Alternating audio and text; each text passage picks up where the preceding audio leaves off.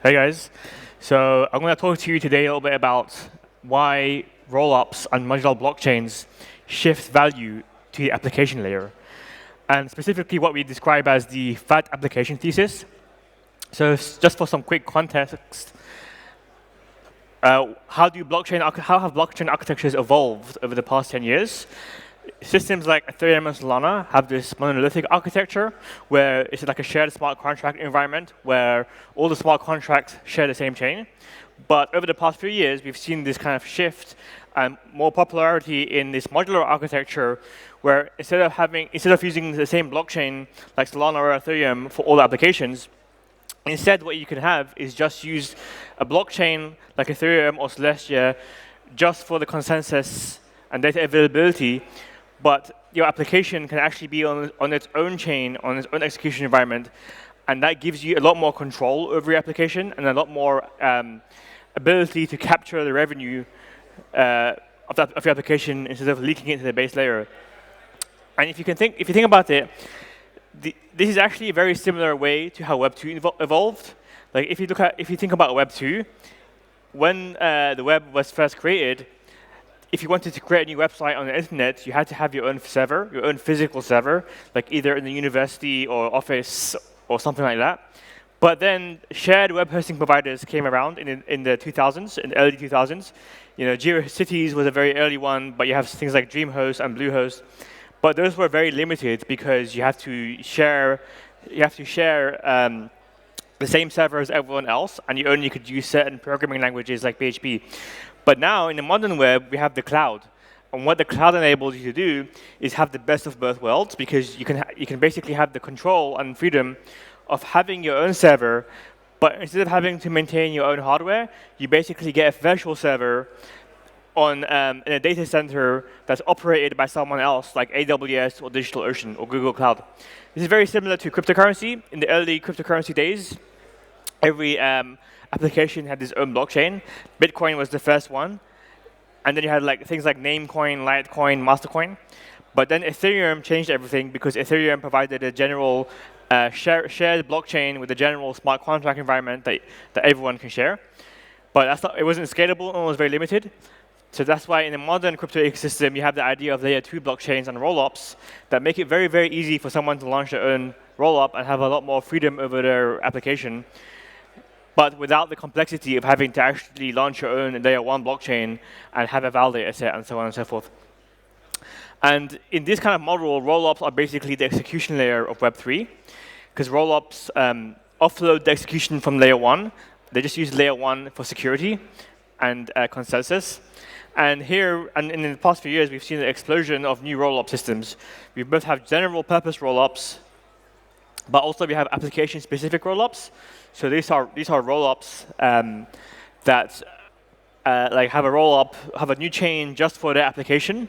Hyperliquid is a famous example of that. It's basically kind of like in between the L3 and the L1. And then you have things like DYDX and so on and so forth that are basically applications in their own chain. Now, the FAT protocol thesis, let's recap the FAT application thesis and the FAT protocol thesis. So the FAT protocol thesis was basically a kind of thesis that was put forward by one of the partners at Placeholder Ventures that basically said that unlike the web, if you look at the web, most of the value on Web 2 is not captured by the infrastructure layer, but by the application layer. So if you think of like Ubers and the Airbnbs, where does the most of the value accrue? It's on the actual applications, not in the infrastructure like internet service providers.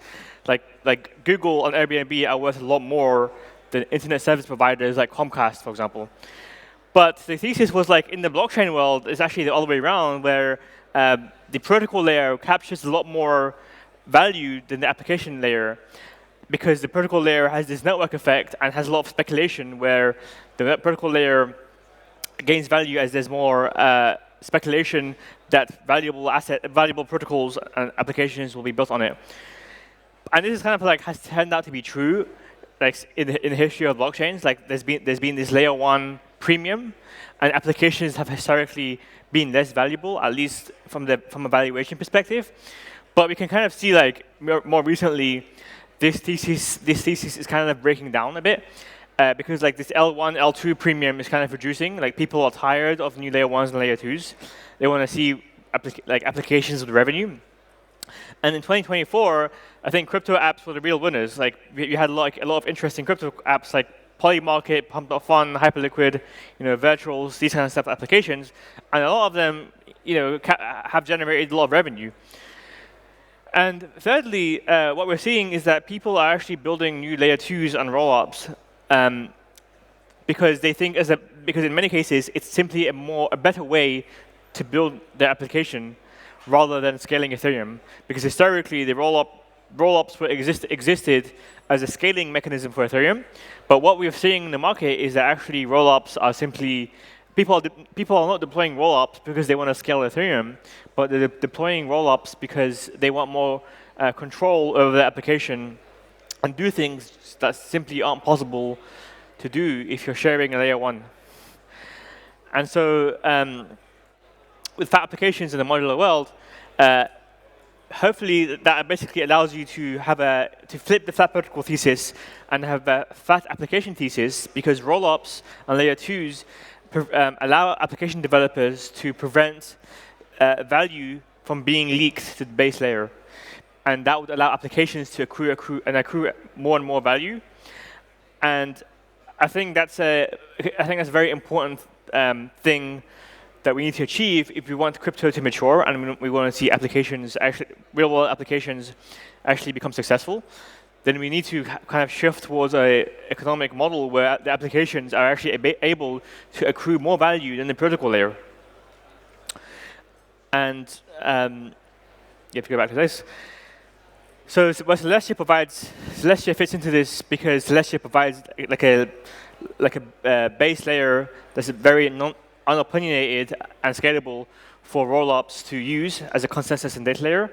And that basically allows application developers to create a rollup that captures revenue, their own revenue, without needing to build a consensus layer from scratch.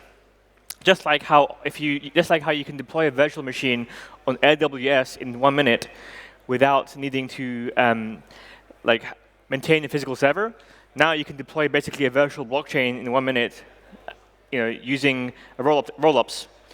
And for applications, if done correctly, they can win for several reasons. First of all, you can simply create user experiences and products that just aren't possible if you're limited by using a shared layer 1. So if you want to do certain things like account abstraction techniques or different kind of abstraction techniques, you don't have to wait for the layer 1 to go on upgrade to enable that. You can just do that directly yourself. And as I said, it allows for better economic alignment because it allows for the app token to directly capture value, whether that's through MEV or through the execution fees. The value can directly go to the rollup sequencer. And finally, you have more flexibility over how the governance of your app works. And applications can also have composability if they use the same shared DA layer. Now, as I said, to accelerate the application thesis, we've seen a rise of rollup frameworks that make it really easy to do this, especially rollup as a service providers. So there's various rollup as a service providers in the market now, which as I said, the analogy I would use is that kind of like AWS, just like how AWS lets you launch a virtual server. These rollup as a service providers let you deploy a virtual blockchain as a rollup. And they've become so good that you can now go, I think this is either the Caldera or Conduit interface. You can now go, and within 2 minutes, you could just fill out this form, for example, and you can have your own blockchain very quickly. And they will also support you with any kind of integration you need, like indexes or wallets or bridges. Yeah, and so as I mentioned, Celestia enables this shift by providing extremely scalable block space for those rollups to operate on. And recently we announced our new testnet, which supports 128 megabyte blocks. And what this basically enables is we often hear that the goal for these blockchains is to enable Visa scale or MasterCard scale networks. But our goal is to allow like multiple visa scale networks. Like imagine if you could go and deploy your own rollup, and each rollup that is deployed by each developer is itself a visa scale network. And the Celestia architecture or the modular architecture kind of enables this by separating execution from data availability. And so we can basically provide extremely fast, extremely high data throughput on layer 1, because the execution does not happen on layer 1, it happens on layer 2. A good case study of this is our recent partnership with Athena, and where we announced a new chain called Converge.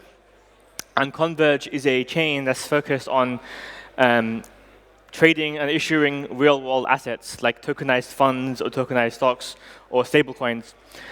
And that requires a kind of like dedicated blockchain, because for a lot of these real-world assets, the organizations issuing these assets don't necessarily want it to be traded by anyone. So Converge, for example, provides a permissioned like network and a permissionless network.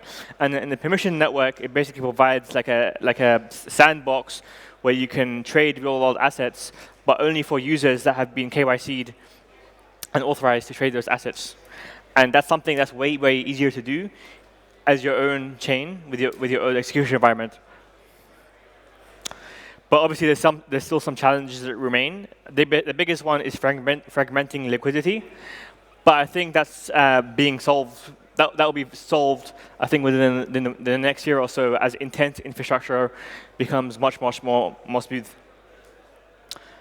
And yeah, I think the importance of why we need, as I mentioned, we need the fat application thesis to succeed for crypto to mature, because people keep saying, oh yeah, there's too much infrastructure, not enough apps. And I think what we've basically ended up with is this kind of like infinite cycle, which I call the monolithic layer 1 loop, where every cycle there's these new layer 1 blockchains that get launched.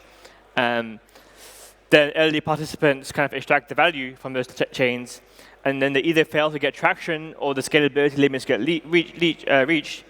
And then someone new comes along and in the next cycle and says, hey, I've got this new blockchain that is slightly better than the blockchains of the previous cycle, that can do slightly more transactions or have these cool new features. And this will keep happening as long as the fat protocol thesis continues to exist. And if we actually have a fat application thesis where the applications can actually accrue more of the value, then I think the focus could be more on launching new applications rather than launching new infrastructure. So in summary, I think modular blockchains reshape the value flow of our industry by allowing applications to capture more value. And the fat protocol thesis is giving way to that. And rollups are basically at the center of that by enabling applications to have the sovereignty they need to capture more and more value and revenue. And Celestia powers this future by providing extremely scalable block space to make that possible in the first place. If you want to learn more, you can check out the Celestia website at celestia.org. Thank you.